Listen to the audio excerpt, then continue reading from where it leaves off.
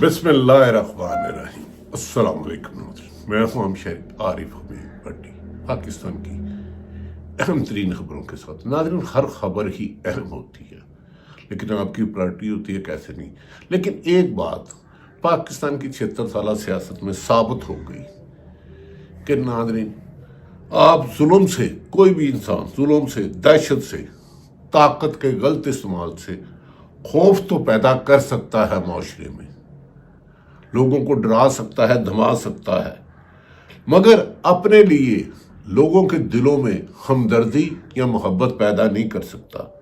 اور جس کی زندہ مثال بانی P T I Tehreek Insaf Imran Khan کی ہے، جو تقریباً 16 ماہ سے زیادہ عرصے سے اڈیالہ جیل میں کہ چھوٹے سے ایک سیل میں قید ہے، مگر ملکی سیاست ہو، بین الاقوامی میڈیا ہو یا پاکستان میں ہونے والے فیصلے، سارے اڈیالہ جیل میں بند عمران خان کے گرد گھومتے ہیں۔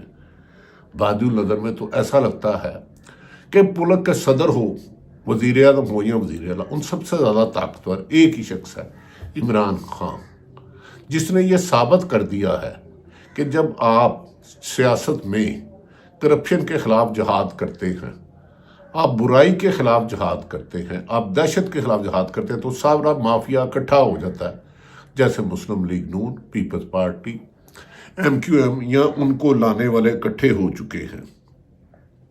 لہذا لگتا ہے کہ عمران خان کی مشکلات تو بہت ہیں، لیکن وہ جس آسانی سے اس کو عبور کر رہے ہیں، سیاست میں ان کا ایک نام سنہری حروف سے لکھا جائے گا۔ شاید عمران خان کی کہانی ایسے ہی لگتی ہے، کہاں قاتل بدلتے ہیں فقط چہرے بدلتے ہیں، کہاں قاتل بدلتے ہیں فقط چہرے بدلتے ہیں، عجب اپنا سفر ہے، فاصلے بھی ساتھ چلتے ہیں۔ یہ حبیب جالب کا شعر ہے، اور شاید عمران خان کے پر پورا آتا ہے کہ 2.5 سالوں سے حکومت نے اپنی پوری طاقت لگا لی، لیکن عمران خان ہے کہ ٹس سے مت نہیں ہو رہا۔ حکومت سارا دن سرکاری میڈیا سے پراپوگنڈے کراتے رہتے ہیں۔ خبر اور پراپوگنڈے کا فرق ختم کر دیا گیا۔ پاکستان میڈیا پر کوئی یقین نہیں کرتا۔ حکمران پہلے دن سے کہہ رہے تھے کہ عمران خان کے پیچھے عوام نہیں ہے، لیکن 8 فروری کو عوام کا خاموش انقلاب نے ثابت کر دیا کہ جیل میں بیٹھا شخص کی ایک کال پر پوری دنیا، پاکستان کے ہر شہری اسے 80% ووٹ دے چکے ہیں، جسے بعد میں فارم 45 کو جعل سازی سے فارم 47 میں بدلا گیا کہ اس میں مبینہ طور پر مریم نواز بھی ہار گئی، وہ نواز شریف یاسمین راشد سے ہار گئی جو جیل میں ہے۔ ناظرین، حکومت سارا دن سرکاری میڈیا پہ اپنی مرضی کے من پسند لگڑ بگڑ بٹھا کر قصے کہانیاں سناتے ہیں، لیکن ان کا یقین نہیں کرتا۔ علیمہ ہاں جیل سے باہر گفتگو کرتی ہے یا انٹرنیشنل میڈیا کو انٹرویو انگریزی میں دیتی ہیں تو پوری دنیا اس پر یقین کرتی ہے، پوری دنیا۔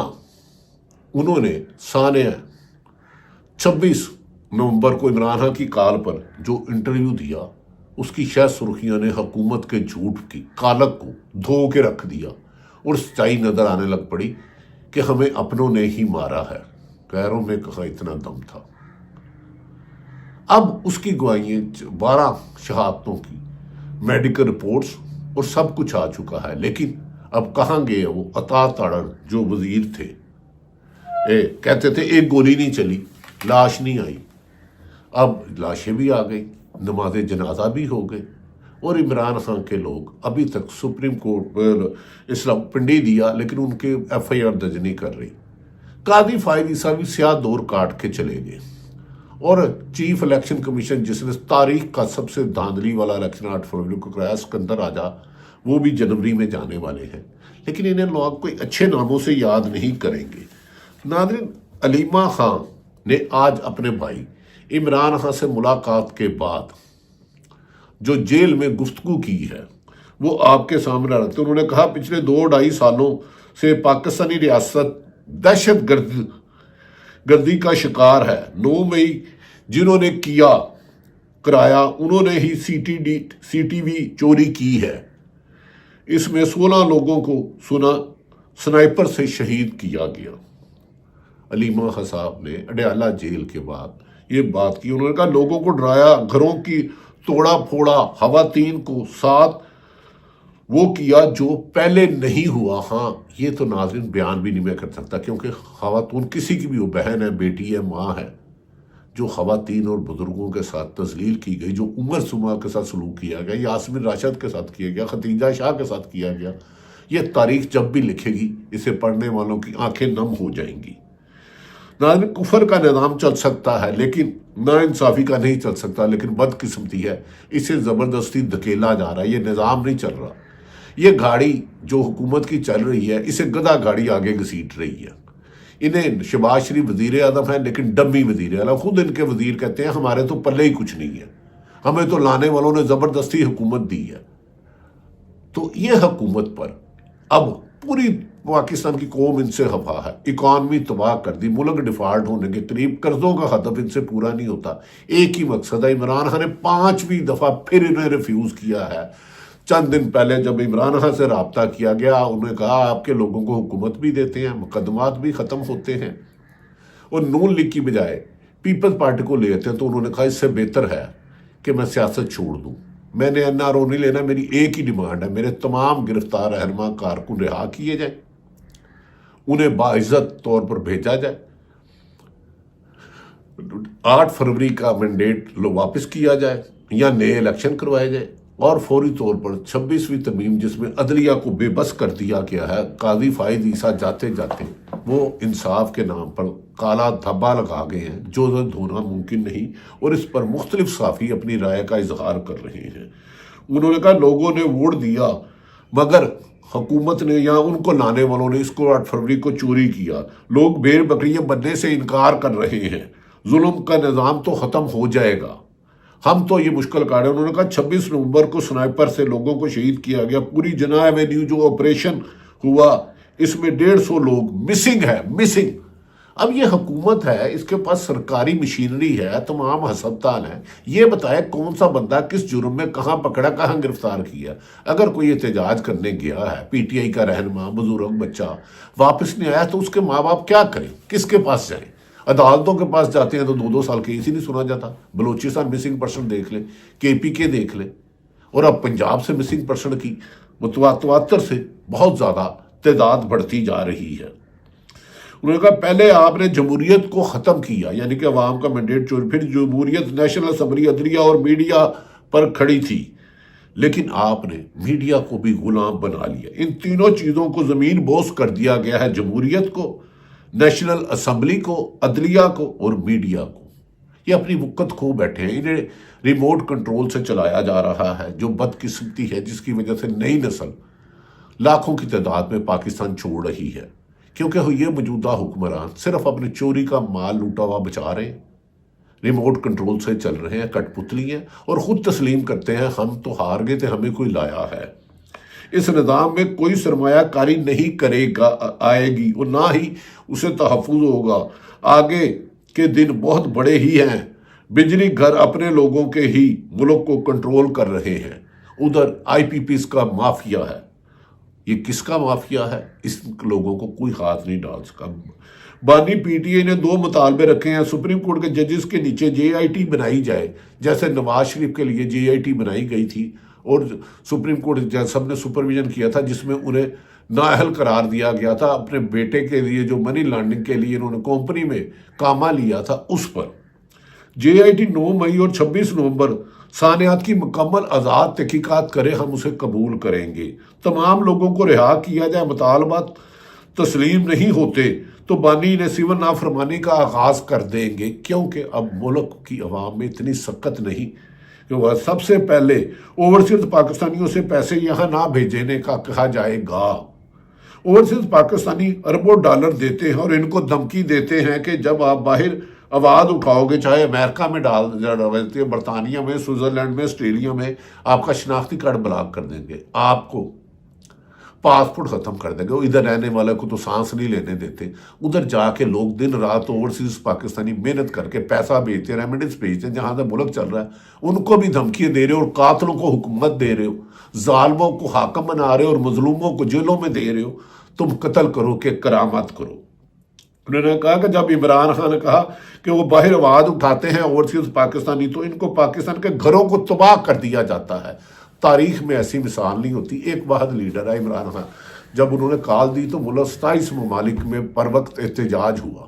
صرف پاکستان میں کنٹینر لگائے گئے, رکاوٹیں کھڑی گئی, ایک شہر کو دوسرے سے کر دیا گیا. پر دنیا کے کسی ملک میں جہاں پاکستان کی لوگوں کی حکومت نہیں تھی وہاں انہیں کھلا آزاد پرامن احتجاج کرنے کا حق دیا گیا. انہوں نے کہا جمعے تک مطالبات نہ مانے تو اوورسیز پاکستانیوں کو کال چلی جائے گی اور آئندہ کی حکمت عملی بتائی جائے گی کہ وہ پیسہ نہ بھیجیں. اگر مذاکرات کے لیے اسٹیبلشمنٹ آفر دیتی ہے تو مذاکراتی کمیٹی ان مذاکرات کرے گی. مذاکراتی کمیٹی جسے عمران خان نے نامزد کر دیا 4 لوگوں. انہوں نے کہا میرا اعتراض ہے کہ 12 لوگ جو شہید ہوئے ہیں ان کی لاشیں چھپا دی جائیں تو یہ حقیقت نہیں ہے.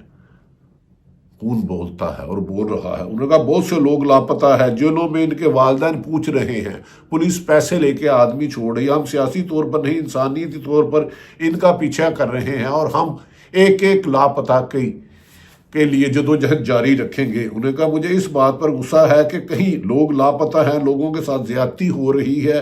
پہلا مشکل وقت آئے گا تو ملک سے وزیر داخلہ فرار ہو جائیں گے. علیمہ خان نے یہ دعویٰ کیا. انہوں نے کہا پی ٹی آئی کا حکومت کے خلاف گرینڈ آپریشن لائنز بنانے کا بھی فیصلہ سامنے آیا ہے. بانی پی ٹی آئی کی ہدایت پر گرینڈ اپوزیشن الائنس بنانے پر کام شروع کر دیا گیا ہے. گرینڈ الائنس آپریشن میں جے یو آئی, مولانا فضل الرحمان سمیت دیگر اپوزیشن جماعتوں کو دعوت دی جائے گی. گرینڈ آپریشن الائنس میں شاہد حقان عباسی کو بھی دعوت دی جائے گی. گرینڈ الائنس کی تشکیل کے لیے پی ٹی آئی نے ہم خیال جماعتوں سے رابطے شروع کر دیے ہیں جس میں ابتدائی طور پر انہیں کامیابیاں مل رہی ہیں اور سول سوسائٹی وکلا بھی اس میں شامل ہوں گے. گرینڈ الائنس کے مقاصد میں آئین جمہوریت کی بحالی, مینڈیٹ کی واپسی, انسانی حقوق کو تحفظ دینا ہوگا. واقعہ 26 نومبر اسلام آباد کی تحقیقات بھی الائنس کے مقاصد میں شامل ہے. پی ٹی آئی کے سینئر رہنما اسد قیصر اچکزئی اور دیگر رہنما اپوزیشن رہنماؤں سے رابطہ کریں گے جس کی عمران خان نے ذمہ داری دی ہے. ناظرین, عمران خان نے بھی گفتگو کی, اڈیالہ جیل میں صحافیوں سے گفتگو کی ہے. انہوں نے عمران خان نے کہا ہے کہ ریاست دہشت گرد بن گئی ہے, ہمارے 150 لوگ لاپتہ ہیں. یعنی کہ ابھی تک فگرز پوری نہیں ہو سکتی کہاں ہے, کیونکہ حکومت کے پاس ریکارڈ ہے, سطل ان کے پاس ہے, جیلیں ان کے پاس ہے, تھانے اس کے پاس ہے, سیف ہاؤس ان کے پاس ہے, پولیس کے پاس, ٹارچر سیل ان کے پاس ہے, لیکن ڈیٹیل ہی نہیں دے رہے.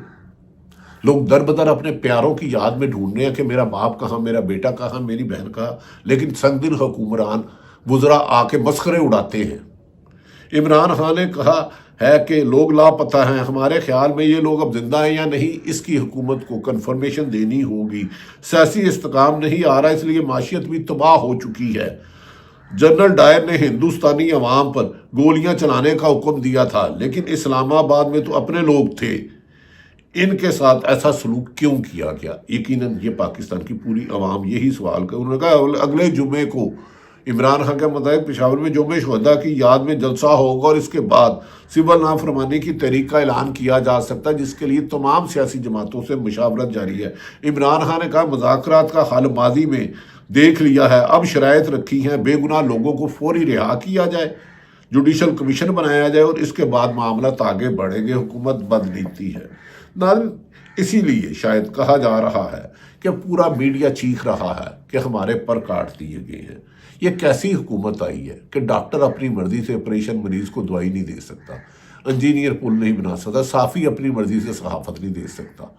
درجنوں صحافیوں کو معاشی قتل کیا گیا, ارشد شریف کو شہید کیا گیا, جو سچ کہتا ہے اس کے خلاف مقدمات کیا اسے اوفر کرا دیا جاتا ہے. مال کا ان کی جیب میں ہے, لیکن عوام کے لیے ان کی بڑھتی ہوئی نفرت, غم و غصے کا اظہار کر رہے ہیں, لیکن حکمران نشے میں دھن اس حقیقت کو نہیں سمجھ رہے.